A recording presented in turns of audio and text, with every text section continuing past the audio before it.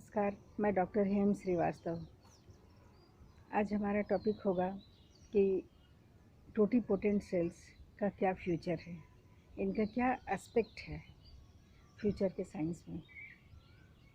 देखिए, जब एक बार ह्यूमन बॉडी बन जाता है या एनिमल बॉडी जब बन जाती है तो फिर उसके बाद क्या होता है कि उसके बाद तरह तरह की टूट फूट, टियर एंड वियर हो सकती है, नेचुरली भी और एक्सीडेंटली भी। और कभी कभी तो एक्सीडेंटली कभी कभी लॉस ऑफ ऑर्गन भी हो जाता है।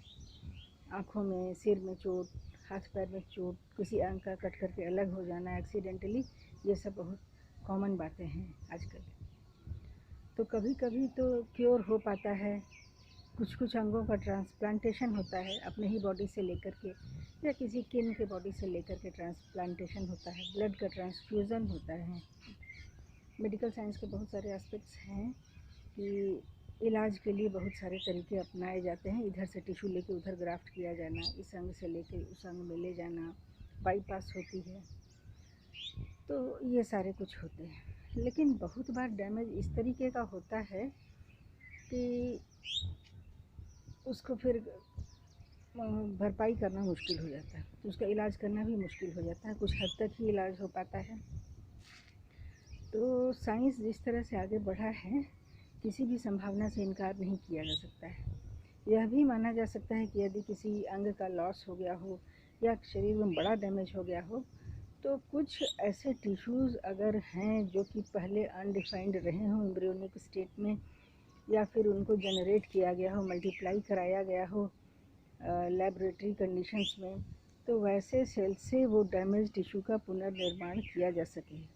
यद्यपि आज की तिथि में, आज की तारीख में तो ये बहुत ही लिमिटेड है और अभी इसकी कोशिशें ही जारी हैं, परंतु फ्यूचर का कुछ कहा नहीं जा सकता है। फ्यूचर में ये संभावना बनती है कि बहुत सारे अंगों का कम से कम अंशतः पुनर्निर्माण हो सकता है, फिर से रिकन्स्ट्रक्शन हो सकता है, कोई डैमेज टिश्यू का रिकन्स्टिट्यूशन हो सकता है। तो ये सारी बातें हो सकती हैं। तो ये स्टेम सेल्स जिनका कि गुण है टोटीपोटेंसी,